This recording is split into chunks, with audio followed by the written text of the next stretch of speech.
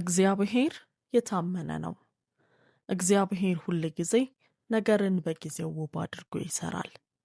አስቀድሞ የሰራውን ያንኑ አይደግምም፣ አዲስን ነገር ያደርጋል። ወዳጆቼ፣ በእያንዳንዱ የእግዚአብሔር ቃል ውስጥ ለውጥ የመፍጠር ኃይል አለ። እርሱ አዲስ ነገርን ሲናገር ጊዜ ራሱ እንደ ፈቃዱ ይለወጣል። ምንም ነገር ከዚህ በፊት እንደነበረ ሆኖ አይቀጥልም። ምንም ነገር ከዚህ በፊት እንደነበረው ሆኖ አይቀርም። ይህ ለውጥ ተገልጦ ከመታወቁ በፊት የምንሰማበት ጊዜ አለ። አሁን የሆነ ነገር በውስጣችን በጸጥታ ሲዘጋጅ ይሰማናል። ዓይኖቻችን ገና ማየት ያልቻሉትን ልባችን መስማት ይጀምራል። ይህ ግራ መጋባት አይደለም፣ ለውጥ ነው። እርሱ አስቀድሞ ላስጀመረው ነገር እያዘጋጀህ ነው። መጽሐፍ ቅዱስ በኢሳይያስ 43:19 ይህንን ታላቅ እውነት እንዲህ ሲል ያስታውሰናል። እነሆ አዲስ ነገርን አደርጋለሁ፣ እርሱም አሁን ይበቅላል፣ እናንተም አታውቁትምን? በምድረ በዳም መንገድን በበረሃም ወንዞችን አደርጋለሁ ይለናል። ይህ ነገሮች እንዲሆኑ ስለማድረግ ብቻ አይደለም። ይልቁንም እግዚአብሔር ከዚህ በፊት ያልነበረውን አዲስ ነገር ስለማድረግ ነው። መንገድ በሌለበት መንገድ ይሰራል፣ በደረቅ መሬት ላይ ወንዞችን ያደርጋል። እርሱ አዲስ ነገርን ሲናገር ትዝታ፣ ፍርሃት ወይም ሁኔታዎች ሊያስቆሙት አይችሉም። ቃሉ ሁሉንም መሰናክል ያፈራርሳል። ዓላማው ሊቀለበስ አይችልም። አንዳንድ ጊዜ ትክክለኛ ነገር አለመሆኑን ሳናውቅ ከምቾት ቀጠናችን ላለመውጣት ስንል የሆነን ነገር ይዘን እንቆያለን። ከእግዚአብሔር ለሆነው አዲስ ነገር ተስማሚ ካልሆነ አሮጌ ተራፊም ጋር ተጣብቀን እንቆያለን። ነገር ግን እግዚአብሔር ብዙ ጊዜ እንድንለወጥ አስቸጋሪ ሁኔታ ውስጥ ያስገባናል። አንድ ነገር እየተሰበረ ነው፣ ግን አዲስ ነገር በአየር ላይ እየተንሳፈፈ ነው። እንደ መጥፋት ሊመስል ይችላል፣ ግን የእግዚአብሔር አቅጣጫ ነው። አሮጌው ነገራችን ወደ አዲሱ መሻገር አይችልም። ባለፈው መሬት ላይ ቆመህ ወደ አዲስ ዘመን መግባት አትችልም። እግዚአብሔር አዲስ ነገር ሲያደርግ እንዲራመድና እንዲንቀሳቀስ ቦታ ያስፈልገዋል። አንድ ጸሐፊ የመጨረሻውን ቃል ጽፎ ገጹን ሲያገላብጥ አስቡት። በዚያ ገጽ ላይ የተጻፈው ታሪክ እውነት ነው፣ ግን ቀጥሎ ምን እንደሚመጣ የሚወስነው ያ አይደለም። አሁን የምታየው ባዶ ገጽ ባዶ አይደለም። ይልቁንስ ገና እውን ሊሆን የሚችል የማያጠራጥር አዲስ ዕድል ነው። እግዚአብሔር በሕይወትህ እያደረገ ያለው ይህንኑ ነው። ያ የቆየው ገጽ እየተገለበጠ ነው። እግዚአብሔር ቀጥሎ የሚመጣውን በኃይል በምሕረትና በጸጋ ለመጻፍ ዝግጁ ነው። የቀደመው ነገር አይጠፋም። ሆኖም ያለፈው ዘመንህ ሊመጣ ያለውን አዲስ ነገር ሙሉ በሙሉ ሊይዝ ወይም ሊገልጽ አይችልም። ዛሬ እግዚአብሔር እንዴት አዲስነትን ወደ ሕይወታችሁ እንደሚያመጣ እነግራችኋለሁ። ራእይን እንዴት ያወጣል፣ ኃይልን እንዴት ይመልሳል እና እንደማይቻል ቆጥረህ የለቀቅከውን ዓላማና ግቡን እንዴት እንደገና ያስይዝሃል። እንዲሁም በስተመጨረሻ በኢየሱስ ድንቅ ስም ኃይለኛ ጸሎት ከእናንተ ጋር እጸልያለሁ። ስለዚህ እስከ መጨረሻው ተመልከቱና የዚህን ጸሎት በረከት ለመቀበል ልባችሁን ክፈቱ። አሁን ይህንን ኃይለኛ እውነት እንመልከት። የአሮጌው ዘመን ሲያበቃ የእግዚአብሔር አዲስ ነገር ይጀምራል። ወዳጆቼ፣ ብዙ ሰዎች መለወጥ ይፈልጋሉ፣ ግን ለውጡ የሚያመጣውን መንገድ ይቃወማሉ። ለአዲስ ነገር ይጸልያሉ፣ ግን እግዚአብሔር እንዲለቁት የሚጠራቸውን ነገር አጥብቀው ይይዛሉ። የአሮጌው ዘመን ሲያበቃ የእግዚአብሔር አዲስ ነገር ይጀምራል። አዲስ ጅማሬን ከማቅረቡ በፊት ያረጀውን ነገር ወደ ፍጻሜ ያመጣዋል። አስተውሉ፣ ይህ ቅጣት አይደለም፣ ይህ የእግዚአብሔር መንገድ ነው። አዲስ ታላቅ ነገር እንዲመጣ እግዚአብሔር የሚጠራበት ቦታ ነው። መጽሐፍ ቅዱስ አንድ መርህ ያስታውሰናል፣ ለሁሉ ጊዜ አለው። ይህ መርህ ውድቀት መጨረሻ እንዳልሆነ ያስተምረናል። እርሱ ለውጥ ነው። የጀመረ አምላክ ሁሉን ይፈጽማል። አዲስ ነገር እስካልተዘጋጀ ድረስ ዘመን እንዲያልፍ አይፈቅድም። የሆነ ነገር ሲያበቃ እግዚአብሔር ቀጣዩን ለማዘጋጀት እጁን ወደፊት እንዳንቀሳቀሰ ያሳያል። ገና ላይታይ ይችላል፣ ግን አስቀድሞ የተሰራ ነው። እግዚአብሔር በኢሳይያስ 65:17 ላይ እንዲህ ሲል አውጇል። እነሆ አዲስ ሰማይና አዲስ ምድር እፈጥራለሁ፣ የቀደሙትም አይታሰቡም፣ ወደ ልብም አይገቡም። ይህ የእግዚአብሔርን የመፍጠር ባህሪ ያሳያል። አዲስ ነገር ሲሰራ አሮጌው እንዳይተላለፍ አድርጎ የተለየ ያደርገዋል። ከዚህ በፊት ይገድብህ የነበረው አሁን አቅም ያጣል። ያስጨንቅህ የነበረው አሁን የተሻለ ለማድረግ ኃይል ይሰጥሃል። እግዚአብሔር አሮጌው ስቃይህ እንዲጨምር አይተወውም፣ በአዲስ ዓላማ ይለውጠዋል። ይህንን እናስታውስ። ሳሙኤል ስለ ሳኦል ሲያለቅስ ከነገሮች አልፎ ማየት አልቻለም ነበር። ነገር ግን በአንደኛ ሳሙኤል 16 ላይ እግዚአብሔር ማልቀስህን አቁምና ዳዊትን ቀባው አለው። በዚያን ጊዜ እግዚአብሔር ከአሮጌው ወደ አዲሱ ለውጥ ምልክትን አደረገ። እግዚአብሔር እንዲህ እያለው ነበር፣ ያበቃውን ነገር ማየት አቁመህ ለሚመጣው መዘጋጀት የምትጀምርበት ጊዜ ደርሷል። ብዙ ጊዜ ሐዘናችን እድገታችንን እንደሚያዘገይ አንገነዘብም። የሆነውን ከመቀበል ይልቅ እግዚአብሔር አስቀድሞ ቀጣዩን እርምጃ በወሰደበት ነገራችን እንብከነከናለን። ሳሙኤል እንደ መጨረሻ ያየው በእርግጥም የሕይወት ምልክት ነበር። ዳዊትን መቀባት እግዚአብሔር ከእስራኤል ጋር እንዳልጨረሰ ማረጋገጫ ነበር። ወዳጆቼ፣ ወደፊታችሁ የማይስማማውን በር እግዚአብሔር እንዲዘጋ የምትፈቅዱበት ጊዜ አለ። አንዳንድ በሮች በጠላት አይዘጉም፣ እድገትህን ለመጠበቅ በእግዚአብሔር የታተሙ ናቸው። እንደ ተገደብክ ሊሰማህ ይችላል፣ ግን ብዙ ጊዜ እስር ቤት የዝግጅት ምልክት ነው። እግዚአብሔር አዲስ ነገር ሊያደርግ ሲል ዕጣ ፈንታህ ያልሆነውን የተያዝክበትን ነገር እንድታይ ጊዜ ይሰጥሃል። እንደ ጊዜያዊ ነገር ሊመስል ይችላል፣ ግን የሕይወት ክፍል ነው። እግዚአብሔር ከመጀመሩ በፊት ሁሉንም በጸጥታ ያደርጋል። የማዳመጥን ኃይል እንድትማር ብዙ ጊዜ ጸጥታን ይፈቅዳል። ቀጣዩን መመሪያውን እንድታውቅ ጫጫታውን ያስቆማል። ይህ የጸጥታ ጊዜ ማባከን አይደለም። ትኩረትህን ከሚከፋፍለው ሁሉ በላይ አልፈህ ድምፁን እንድትለይ ያስተምርሃል። ማዳመጥን ስትማር አዲሱ ነገር ከመጀመሩ በፊት መረዳት ትጀምራለህ። ስትሰማው ማመን ትጀምራለህ። ኢዮብን እንመልከት። ታሪኩ ስለ መጥፋት ሳይሆን ስለ ለውጥ ነበር። ሁሉንም ነገር ሲነጠቅ ሕይወት ራሱ በእርሱ ላይ እንደተነሳችበት ይመስል ነበር። ነገር ግን የኢዮብ ፈተና መጨረሻ እግዚአብሔር እጥፍ በሚበልጥ በረከት መለሰለት። በረከቱ ያጣውን ነገር መመለስ አልነበረም፣ ሙሉ በሙሉ አዲስ ጅማሬ ነበር። የኢዮብ ታሪክ እግዚአብሔር አሮጌ ሕይወትህን ጠጋግኖ እንደማይገነባ ያሳያል። ቀድሞ በሰበረህ ነገር ላይ የማይናወጥ አዲስ ሕይወት ይመሰርታል። አንዳንድ ጊዜ እንደገና በእርሱ ላይ መታመንን እንድንማር እግዚአብሔር ከሕይወትህ የራቀ እንዲመስል ያደርጋል። ግራ ሊያጋባህ እየሞከረ አይደለም፣ በራስህ ኃይል እንደማትቆም ሊያሳየህ እየሞከረ ነው። ሁልጊዜ በእርሱ ላይ ጥገኛ ነበርክ፣ አሁንም እንደዛው። እስራኤል መና ሲቆም ይህን ግራ መጋባት ተጋፈጠች። እየጣላቸው አልነበረም፣ እድገት ነበር። በየቀኑ ተአምራት ወደማያስፈልግበት ደረጃ ላይ ደርሰዋል። ተስፋ ወደ ተገባላቸው ምድር ሊገቡ ነበር። እግዚአብሔር መናን አቆመ፣ ምክንያቱም በአገሩ ውስጥ አዲስ ሥርዓት እየተነሳ ነበር። ወዳጆቼ፣ እግዚአብሔር አዲስ ነገር ሲያደርግ የሚሆነው ይህ ነው። ቃል ኪዳኑን ለመፈጸም ሥርዓቱን ይለውጣል። አሁን ከእንግዲህ ወዲህ የማይጠቅምህን ነገር እንዲያበቃ ያደርገዋል። ሊያቀርብልህ ያለውን አዲስ መልካም ነገር ይሰጥሃል። ከዓለም መረጋጋት ወደ መረጋጋት፣ ከጥገና ወደ አዲስ የመገንባት ክህሎት፣ ከቸልተኝነት ወደ ጌታ ኃይል ይወስድሃል። እያንዳንዱ መጨረሻ ወደ አዲስ ነገር የሚያስገባ በር ይሆናል። እያንዳንዱ በር ደግሞ ወደ ዕጣ ፈንታህ ይከፈታል። ግራ ልትጋባ አይገባም። እግዚአብሔር አንድን ዘመን ሲዘጋ ታሪክህን እያስቆመ አይደለም። ቀጣዩን ምዕራፍ እያዘጋጀ ነው።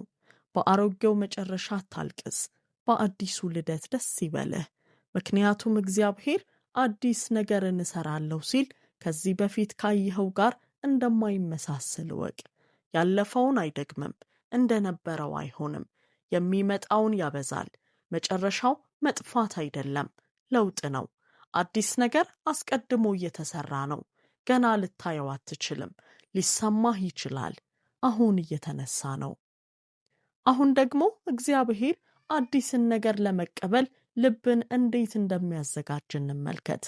ወዳጄ፣ በውስጥህ ያለውን እስካልቀየርክ ድረስ እግዚአብሔር ለውጥን አያመጣም። በሕይወትህ አዲስ ነገር ከማየትህ በፊት በውስጥህ ያለውን ለምትቀበለው አዲስ ነገር ምቹ ያደርጋል። ተአምራት ከመታየቱ በፊት አእምሮ መለወጥ አለበት። መጨረሻውን ከማግኘት በፊት ልብህን ልቀቀው። እግዚአብሔር ለሚያመጣው አዲስ ነገር ትልቁ መሰናክል የውጭው ጠላት ሳይሆን በውስጥህ ያለው ተቃውሞ ነው። መጽሐፍ ቅዱስ በሕዝቅኤል 36:26 ላይ ይህንን እውነት ያስታውሰናል።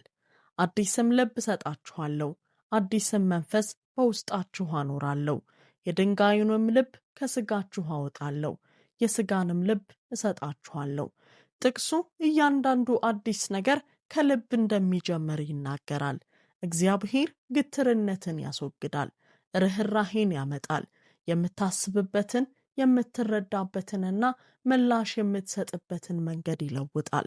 ዳርቻህን ከማስፋቱ በፊት ብልጽግናህን ይጨምራል። ልብ ካልታደሰ አዲስ በረከት ሊኖር አይችልም። ሮሜ 12:2 ቃሉ እንዲህ ይላል፣ የእግዚአብሔር ፈቃድ እርሱም በጎና ደስ የሚያሰኝ ፍጹምም የሆነው ነገር ምን እንደሆነ ፈትናችሁ ታውቁ ዘንድ በልባችሁ መታደስ ተለውጡ እንጂ ይህን ዓለም አትምሰሉ ይለናል። መታደስ የሚጀምረው ከልብ ነው። ስለዚህ እምነትን የሚገድቡ የአስተሳሰብ መንገዶችን መተው ያስፈልጋል። በእግዚአብሔር ጊዜ ጥያቄ የሚያነሳውን ፍርሃት መተው ያስፈልጋል። አእምሮህን ስታድስ ፍርሃትን ለመልቀቅ ትፈቅዳለህ። ከተፈጥሯዊ ግንዛቤ በላይ ማየት ትጀምራለህ። በምክንያት ብቻ ሊብራራ የማይችለውን ተስፋ ማድረግ ትጀምራለህ። የይሁዳን ወጣት ንጉሥ ኢዮስያስን እናስብ። በመጽሐፍ ቅዱስ እንደተገለጸው ልቡ በእግዚአብሔር ፊት ገር እንደነበር ይናገራል። ለዓመታት በተናደው በእግዚአብሔር ቤት ውስጥ የነበረውን የሕግ መጽሐፍ ባገኙና በሰማ ጊዜ ልብሱን ቀደደ፣ አለቀሰም። ያ ጊዜ ከሐዘን በላይ ነበር። ነቅቶ ነበር። ልቡ በእውነት ታደሰ። ኢዮስያስ ጣዖታትን አፈረሰ። በአገሪቱ ውስጥ አምልኮን እንደገና ፈጠረ። በእርሱ መታደስ እግዚአብሔር ለአንድ ትውልድ ሕይወትን አመጣ። በፖለቲካ አልጀመረም፣ ነገር ግን ለእግዚአብሔር ቃል ምላሽ በሰጠው በገር ልብ ጀምሮ ነበር። መታደስ የሚጀምረው በዚህ መንገድ ነው። ወዳጆቼ፣ በሚቃጠል ልብ ብርሃን መያዝ አትችሉም። አሮጌውን በመጠበቅ አእምሯችሁን ልታድሱ አትችሉም። እግዚአብሔር ሊያድስህ ሲጀምር እረፍት ይሰጥሃል። እርሱ አንተን እንደሚያይህ ራስህን የማየትን ኃይል ይሰጥሃል። ገና ያልሆንከውን ሊነግርህ ይጀምራል። በታሪክህ ሳይሆን በዕጣ ፈንታህ ስም ይሰጥሃል። አሁንም በትናንትናው ቦታ ላይ ልትቆም ትችላለህ። ነገር ግን እግዚአብሔር ስለ ነገ ተስፋ እየተናገረ ነው። ልብህን ከተስፋው ጋር ማስታረቅ አለብህ። መታደስ ብዙ ጊዜ የሚጀምረው በተረጋጋ አቋም ነው። እግዚአብሔር ለርኅራሄ ለአመለካከትህና በስውር ላለው ፍርሃትህ ቅርብ ነው። ቁስልህ እንዲሽር እውነትን ወደፊት ያመጣል። አንዳንድ ጊዜ ያ መጋለጥ ምቾት አይሰጥም፣ ግን ንጽሕና ነው። ጨለማ ሊደብቀው የሞከረውን ብርሃን ወደፊት ያመጣዋል። መሸፋፈንህን በምትቀጥልበት ሁኔታ ነገርህን ማስተካከል አትችልም። እግዚአብሔር ሲገልጥ ዓላማው የተሻለ ለማድረግ ነው። እርሱ አያሳፍርም። እንደገና ለመስራት በብርሃን ይገልጠዋል። የልብ ለውጥ በቅጽበት አይመጣም። ይህ ጽናትን የሚጠይቅ ሂደት ነው። እግዚአብሔር በቃሉ በጸሎትና በትእዛዝ ያድሳል። እያንዳንዱ የትእዛዝ እርምጃ መንፈሳዊ ጥንካሬን ይፈጥራል። ፍርሃትን በእምነት ለመተካት በምትፈጥርበት እያንዳንዱ ጊዜ አዲስ ነገር በውስጥህ ይነሳል። በተለየ መንገድ ታስባለህ። በተለየ መንገድ ትናገራለህ፣ በተለየ መንገድ ትሄዳለህ። ማንነትህ ካለፈው ልምምድህ ይልቅ ከእግዚአብሔር ዓላማ ጋር ይገናኛል። ይህ የሚሆነው ተስፋዎቹ መታየት ሲጀምሩ ነው። ልብ ሲታደስ ትለወጣለህ። ተግዳሮቶችን እንደ ቅጣት ሳይሆን እንደ ዝግጅት ማየት ትጀምራለህ። መዘግየትን እንደ መካድ ሳይሆን እንደ ጊዜ ማየት ትጀምራለህ። ቀድሞ ይሰብርህ የነበረው ሁኔታ አሁን እየሰራህ መሆኑን ትገነዘባለህ። እግዚአብሔር በልብህ ታድሷል። ስለዚህ አሁን በፍርሃት ሳይሆን በእውነተኛ እምነት ትመላለሳለህ። ጥያቄ መጠየቅ አቁመህ ማመስገን ትጀምራለህ። ይህ ጽናት ነው። ይህ መንፈሳዊ መታደስ ነው። ልብህን ለእግዚአብሔር ስታድስ ራእይህ ይሰፋል። እንደገና ህልሞችን ማየት ትጀምራለህ። በተስፋ መቁረጥ ውስጥ የተደበቀውን እምነት ታገኛለህ። የጎድሁንና የበደሉህን ይቅር ትላለህ። ከሌሎች ጋር መወዳደር አቁመህ ከመንፈስ ጋር መተባበር ትጀምራለህ። ወዳጆቼ፣ አዲስ ልብ እንደዚህ ይመስላል። የእፎይታ እስትንፋስን ይስባል። ሰላምን ይዞ ይጓዛል። በሄደበት ሁሉ እምነትን ያጋባል። አንዳንድ ጊዜ እግዚአብሔር አዲስ ነገር ማድረግ ይፈልጋል። ነገር ግን ልብህ አሁንም ባለፈው ስቃይ ስለተሞላ ሊገባ አይችልም። በአሮጌው አቁማዳ አዲስ የወይን ጠጅ ልትይዝ አትችልም። የእግዚአብሔር መታደስ ከመጀመሪያና ከሁሉም በላይ ንጽሕና ነው። ላንተ ጠብቆ ያቆየውን እንድታገኝ ስፍራውን ባዶ ያደርጋል። ደስታ እንደገና እንዲፈስ ቆሻሻውን ያስወግዳል። እምነት እንደገና እንዲያድግ የፍርሃትን ስር ያስወግዳል። ልብህ ነፃ ሲሆን ራእይህ ግልጽ ይሆናል። ወዳጆቼ፣ የእግዚአብሔር አዲስ ነገር በደጃችሁ ብቻ የተገደበ አይደለም። የሚጀምረው በውስጣችሁ ነው። ልብህን ሲያድስ ከእርሱ ጋር የተገናኘው ሁሉ ይለወጣል። አመለካከትህ ይለወጣል። ንግግርህ ይለወጣል። አካሄድህ ይጠናከራል። አምልኮህም ጥልቅ ይሆናል። በዚህ መንገድ እግዚአብሔር ለሚያደርገው ነገር ትዘጋጃለህ። ልብህን እንዲያድስ ፍቀድለት። ነፍስህን እንዲያድስ ፍቀድለት። ልብህ ፈቃዱን ባገኘ ጊዜ አዲስ ነገር የሚታይ ብቻ ሳይሆን ጸንቶ ይኖራል።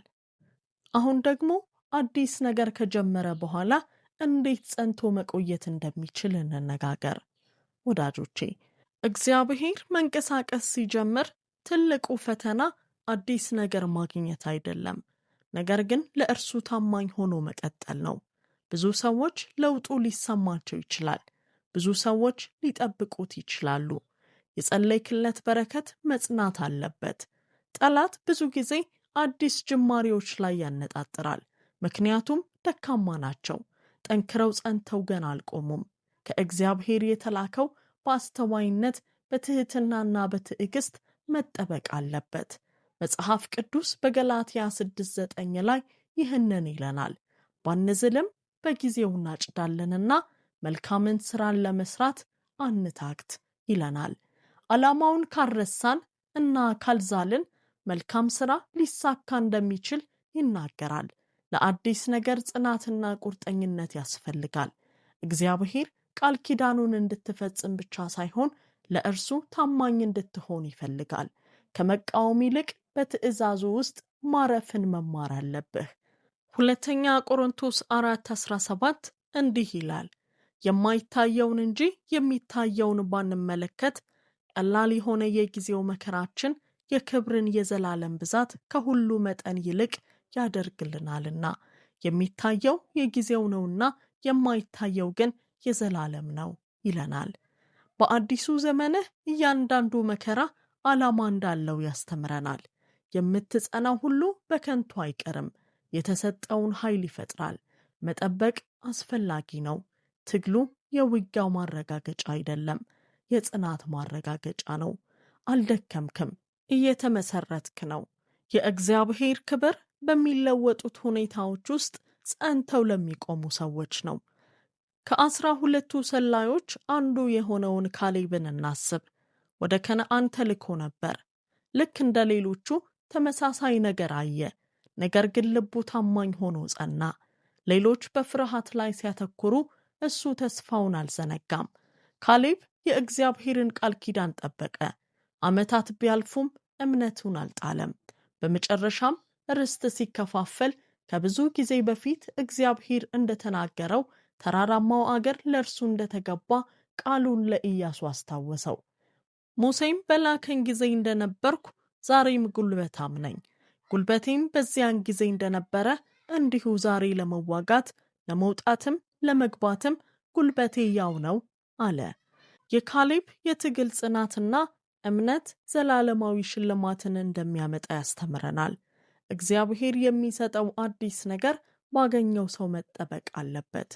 ወዳጄ፣ እግዚአብሔር ባንተ ውስጥ አንድ ነገር ከጀመረ መልካሙንም መጥፎውንም ይስባል። አንዳንድ ጊዜ በሕይወትህ ያለውን ለውጥ ማንም አይረዳውም። አንዳንዶች ለውጥህን ይጠይቃሉ፣ ሌሎች ይቃወሙታል። ይህ እንዲያሳዝንህ አትፍቀድ። ተቃውሞው ጠንካራ ነው፣ ግን ወደ ግብህ ገብተሃል። ዓላማህን ማስረዳት አያስፈልግህም።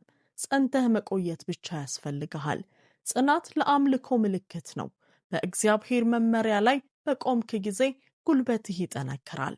አዲስ ዘመን አዲስ ብልሃት ይጠይቃል። የዛሬን ጦርነቶች በትናንት ብልሃት መዋጋት አትችልም። እግዚአብሔር ከፍ ሲያደርግህ ለመንፈስህ የበለጠ ንቁ እንድትሆን ይጠብቅብሃል። እያንዳንዱ የተከፈተ በር ወደ ዕድል አይመራም። ጥበብ በተሳሳተ ጊዜ ስህተት ከመስራት ያግድሃል። ንቁ ሁን። መጸለይህን ቀጥል። ጸንተህ ቁም። ጽናትህ ትእዛዝህን ይጠብቃል። እንደገና ጸጥታ የሚሰማባቸው ጊዜያት ይመጣሉ።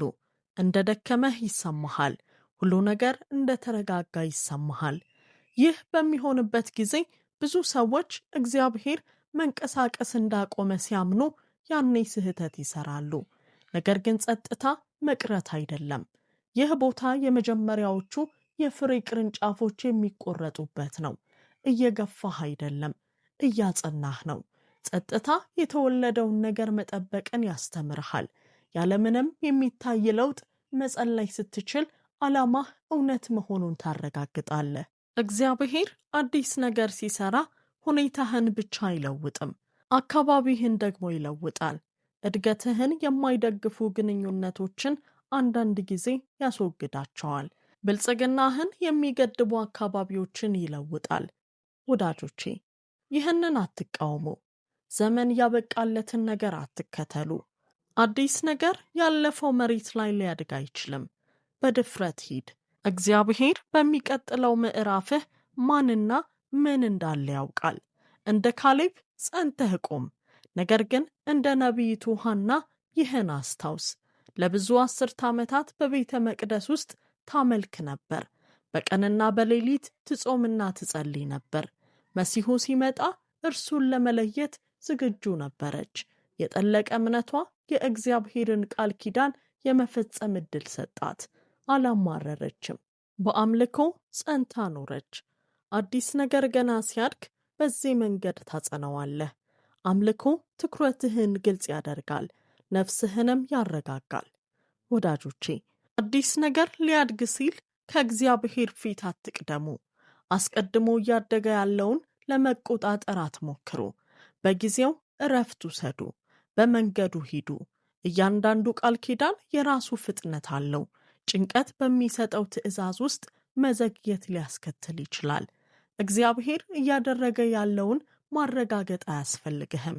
በእምነት መጓዝ ብቻ ያስፈልግሃል። እርሱ ከጀመረው ያጸናዋል። የእግዚአብሔር አዲስ ነገር የሚወሰነው በመመሪያው ነው።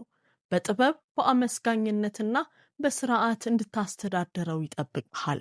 በትዕግስት መጽናት አለብህ። በጸሎት መጽናት አለብህ። እምነትህ ጠንካራ መሆን አለበት። ሰጪውን ስትከተል ታተርፋለህ። ስትቀበለው ደስታ ይሆንልሃል። ስምህን ጠብቅ፣ ንጽህናህን ጠብቅ፣ ዓላማህን ጠብቅ። እግዚአብሔር በአንተ ውስጥ የሚፈጥረው ማንኛውም አዲስ ነገር በታማኝነትና በስርዓት መደረግ አለበት። ታማኝ ሁን፣ ጽኑ ሁን። ስራውን የጀመረው አምላክ እስኪፈጽም ድረስ ያጸናዋል። እርሱ ከአንተ ጋር ነው። አዲስ ነገር በጸጥታ እያደገ ሊሆን ይችላል፣ ግን በትዕግስት እያደገ ነው። በእያንዳንዱ ጊዜ በአንተ ውስጥ የሆነ ነገር እየሰራ ነው። ከጊዜ ኋላ አልቀረህም። በተቀደሰው ጊዜ ላይ ነህ። እግዚአብሔር አሁንም ታሪክህን እየጻፈ ነው። እርሱ የሚፈጽመው ከቶ ሊጠፋ አይችልም። አዲሱ ነገር ዘላቂ አይደለም፣ ዘላለማዊ ነው። ጠብቀው፣ በጸሎት ጠብቀው፣ በድፍረትም ከእርሱ ጋር ተራመድ። ክብሩም በመንገድህ ላይ ይገለጥ። እግዚአብሔር በሕይወትህ እያደረገ ያለውን አዲስ ነገር ምንጩ ራሱ ጌታ ነው። ኃይለኛ ነው፣ ምክንያቱም የተናገረው በሚሆንለት በእርሱ የተነገረ ቃል ነው። የጀመረውን ፍርሃት፣ መዘግየት ወይም ተቃውሞ ሊያጠፋው አይችልም። ልብህን አዲስ አድርግ፣ ባህሪህን ጽኑ አድርግ፣ ነፍስህንም ክፍት አድርግ። ከዚህ በፊት ከነበረው ወደ በለጠው ነገር እየሄድክ ነው። አሁን ለአንተ ዝግጁ በሆነው መንገድ እየሄድክ ነው። እግዚአብሔር አስቀድሞ ካዘጋጀው ነገር ምንም ሊያጠፋህ አይችልም። በእምነት ጠብቀው። አዲስ ነገር እየመጣ ብቻ ሳይሆን አስቀድሞ ጀምሯል። አሁን በዚህ ድምፄን ለምትሰሙ ሁሉ በጸሎት ወደ ጌታ ፊት እንቅረብ።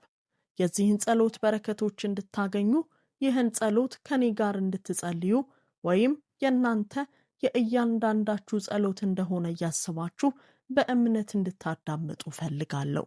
ወደ ቸርና አፍቃሪ አምላካችን እንጸልይ። የዘላለም አባት፣ ሁሉን ቻይ አምላክና ጌታ፣ ድንቅ ንጉሥ፣ አንተ ጻድቅና ጸንተህ የምትኖር የዘላለም አምላክ ነህ። ትናገራለህ፣ ዓለማት ቃልህን ይታዘዛሉ። ማንም ሊዘጋው የማይችለውን በር ትከፍታለህ። ማንም ሊከፍተው የማይችለውን በር ደግሞ ትዘጋለህ። አቤቱ ስለ ታላቅነትህ አመሰግንሃለሁ። ስለማያልቀው ታማኝነትህ አወድስሃለሁ።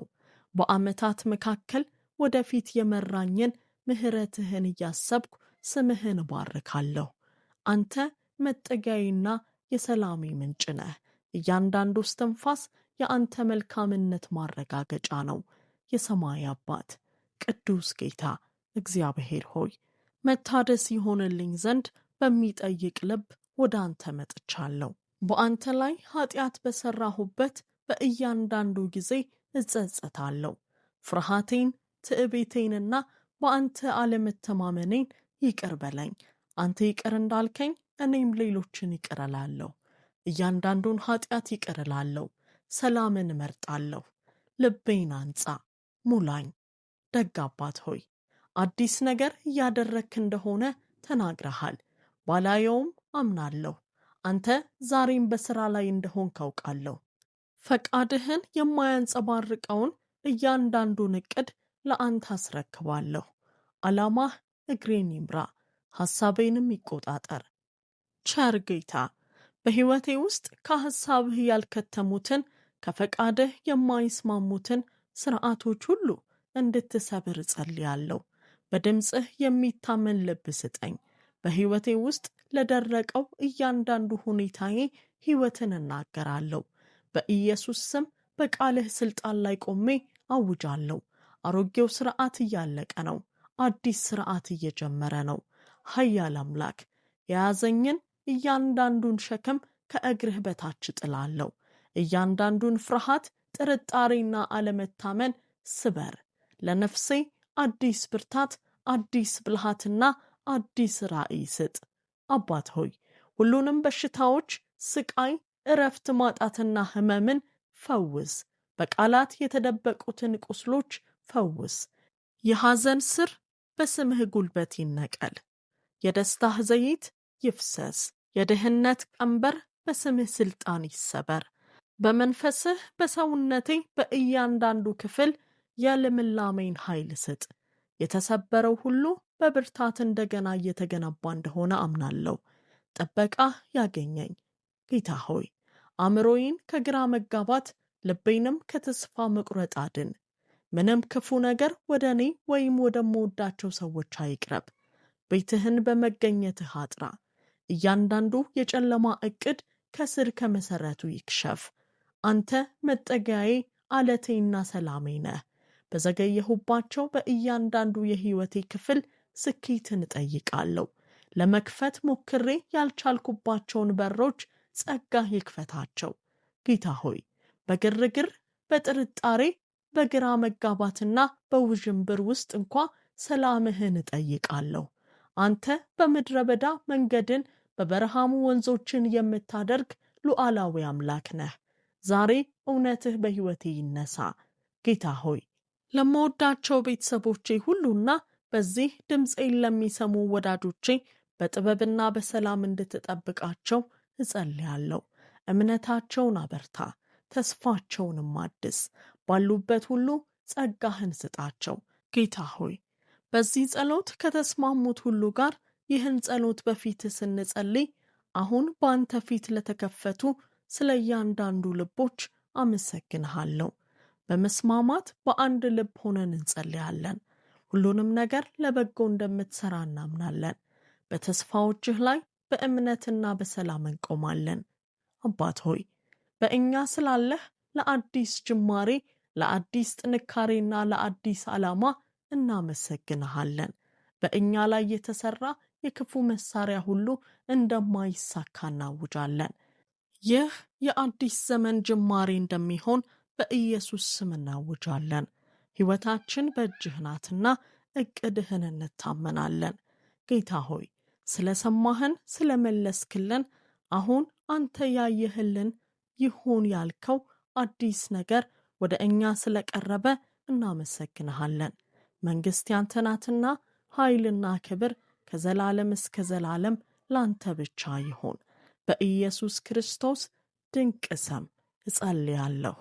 አሜን። የዚህ ጸሎት በረከቶች ሁሉ አሁን በእናንተ ላይ እንደሆኑ በኢየሱስ ስም አውጃለሁ። በዚህ ጸሎት ከተባረካችሁ አሜን የሚለውን ቃል ከታች ባለው የአስተያየት መጻፊያ ቦታ ላይ ይጻፉ። ለብዙ ሰዎች እንድንደርስና ወንጌልን ለማሰራጨት ልትረዱን ትችላላችሁ። ቪዲዮውን ለጓደኞቻችሁ ወይም ለቤተሰቦቻችሁ በማጋራትና እናንተም ላይክ የሚለውን ቁልፍ በመጫን ይህን ማድረግ ትችላላችሁ።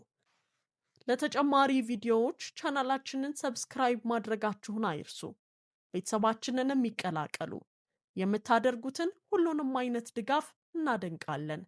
ጌታ ኢየሱስ ይባርካችሁ። በረከት ለመሆን ተባርካችኋል። እባካችሁን የጸሎት ጥያቄዎቻችሁን በኮሜንት መስጫው ላይ ከማስቀመጥ አትከልከሉ። እንጸልይላችኋለን። እናንተም ይህ አገልግሎት እንዲሰፋና በመላው ዓለም የሚገኙ ሰዎች ጋር እንዲደርስ ጸልዩልን። በእምነትም ከኛ ጋር እንድትቆሙ እናበረታታችኋለን። ክብር ሁሉ ለእግዚአብሔር ይሁን። የጌታችን የኢየሱስ ክርስቶስ ጸጋና ሰላም ከሁላችሁ ጋር ይሁን። ተባረኩ።